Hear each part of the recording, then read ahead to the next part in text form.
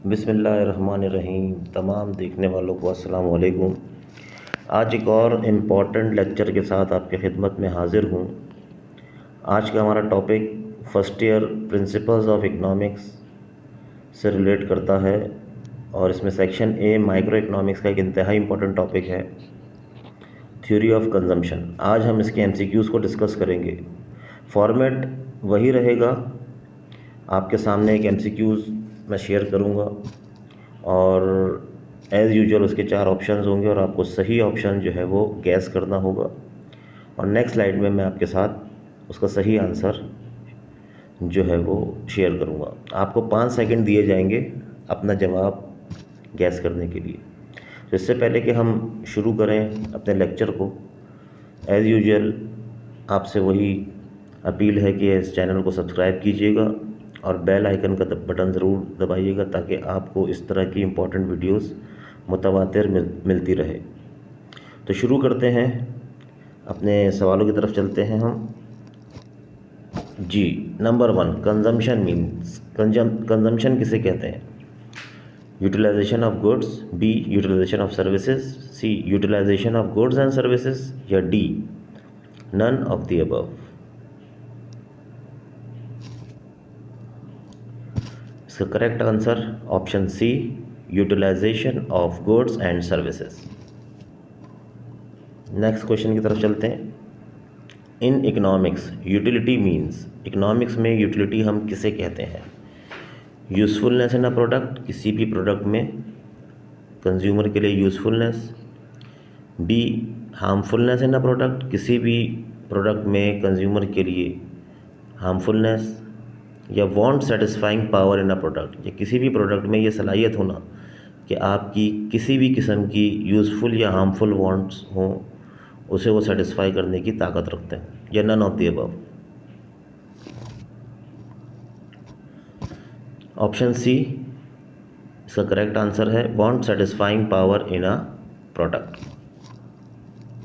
Next, the utility which we take from each additional unit is called, वो utility जो हम किसी भी प्रोडक्ट की हर एक्स्ट्रा या एडिशनल यूनिट से हासिल करें, इस यूटिलिटी को हम क्या कहेंगे? Total utility, marginal utility, average utility, या ज़ीरो यूटिलिटी। इसका करेक्ट आंसर है marginal utility. Next, some of marginal utility is called total utility, marginal utility, average utility, या ज़ीरो यूटिलिटी।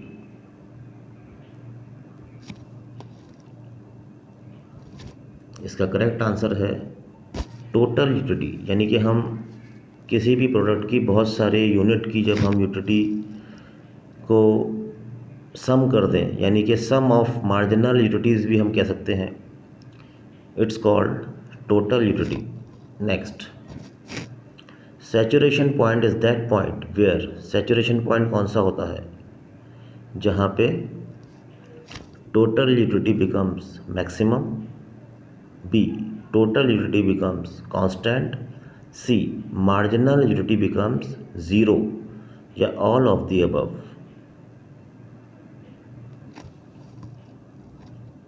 करेक्ट आंसर इसका है option D, all of the above, यानी कि ये वो पॉइंट होता है जहाँ पे टोटल यूटिलिटी मैक्सिमम होती है, मार्जिनल टोटल यूटिलिटी जो है वो मैक्सिमम होने के साथ साथ कांस्टेंट भी हो जाती है, और यही वो पॉइंट होता है जहाँ पे मार्जिनल यूटिलिटी ज़ीरो हो जाती है। ये हमारा सैचुरेशन पॉइंट होता है, यानी कि हमारी वांट इस पॉइंट पे जो है वो फुली सेटिस्फाइड हो जाती है।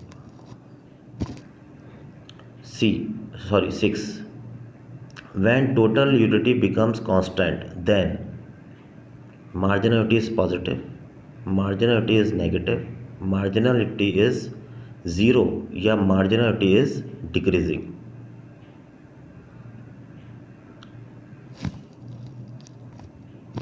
इसका करेक्ट आंसर ऑप्शन सी है। ये वही पॉइंट होता है जहाँ पे मार्जिनल यूटिलिटी जो है वो ज़ीरो हो जाती है, और यही जैसे पिछले वाले एमसीक्यूज़ में हमने डिस्कस किया था, यही वो पॉइंट होता है जहाँ पर जो है वो सैचुरेशन पॉइंट जिसे हम कह सकते हैं।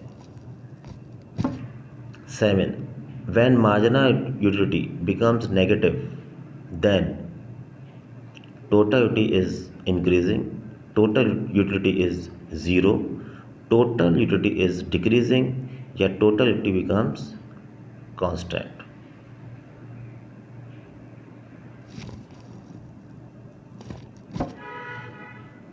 Correct answer is option C, total utility is decreasing, यानी कि जब सैचुरेशन पॉइंट के बाद आप कंजम्पशन को कंटिन्यू करेंगे तो आपका मार्जिनल यूटिलिटी यानी कि एडिशनल यूनिट से मिलने वाली यूटिलिटी वो नेगेटिव में चली जाएगी और साथ साथ टोटल यूटिलिटी जो है वो डिक्रीज़ हो जाएगी। 8.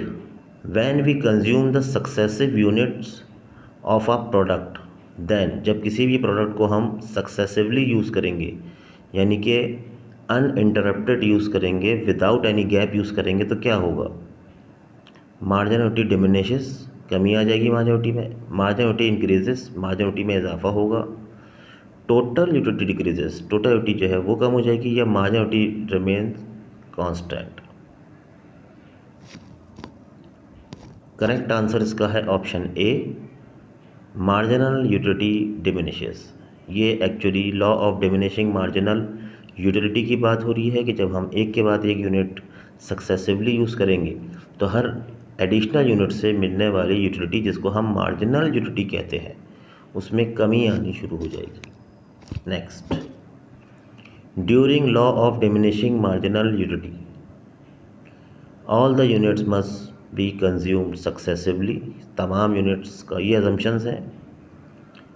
तो क्या ये हम अज्यूम करते हैं कि तमाम यूनिट जो है वो एक के बाद एक इस्तेमाल होने चाहिए बगैर किसी गैप के?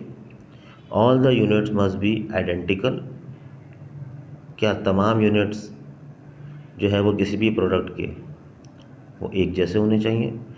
Test of all the units must be same, क्या तमाम यूनिट्स के टेस्ट एक जैसा होना चाहिए, या all of the above?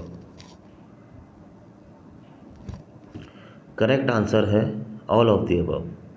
Actually these are the assumptions of law of diminishing marginal utility.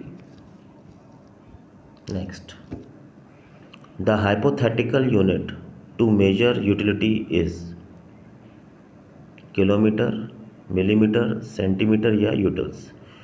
Unit को हम किस फर्जी यूनिट से, ख्याली यूनिट से हम मेजर करते हैं? Correct answer is option D, utils. Utility क्योंकि एक ख़याली कॉन्सेप्ट है, एक फीलिंग है, इसलिए इसे हम एक हाइपोथेटिकल या ख़याली यूनिट से हम मेजर करते हैं और उसको कहते हैं utils.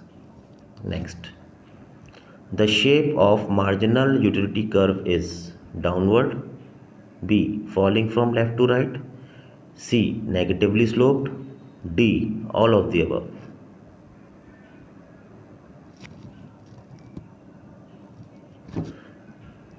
Option D, all of the above.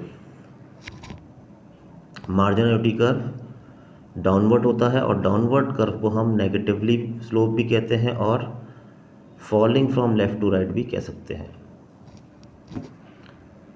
12. Under which condition law of diminishing marginal utility does not apply? किस हालत में मार्जिनल यूटिलिटी का जो लॉ है डिमिनिशिंग मार्जिनल यूटिलिटी का वो अप्लाई नहीं होता? Water, food, if the consumer is irrational, if the consumer is rational.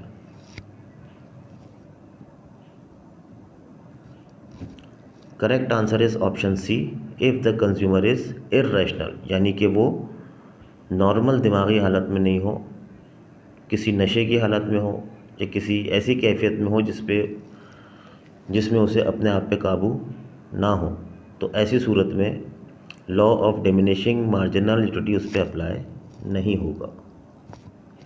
Next, a point where consumer gets maximum satisfaction is known as, वो कौन सा पॉइंट है जहाँ पे कंज्यूमर को मैक्सिमम सेटिस्फेक्शन हासिल होता है?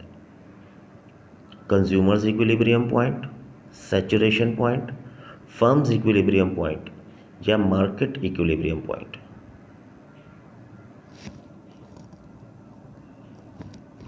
Correct answer is Consumer's equilibrium point. Consumer's equilibrium point is that point where a consumer gets maximum level of satisfaction. Number 14. Consumer gets maximum total utility when consumer को जिस point पे maximum total utility मिल रही होती है, यानी कि जब वो कंज्यूमर इक्विलिब्रियम पॉइंट पे होता है तो उस वक्त क्या सिचुएशन होती है? A, marginal utility of all the products is different, marginal utility of all the products becomes equal, या मार्जिनल यूटिलिटी ए की ग्रेटर देन हो मार्जिनल यूटिलिटी बी से, या मार्जिनल यूटिलिटी बी की ग्रेटर देन हो marginal utility A से।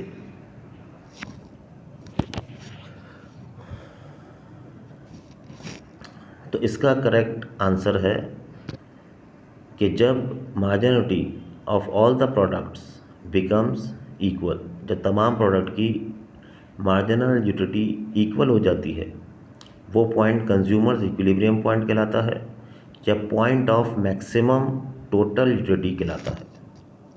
Next, the law of equi marginal utility is also known as law of returns, law of cost, law of substitute या law of diminishing marginal utility.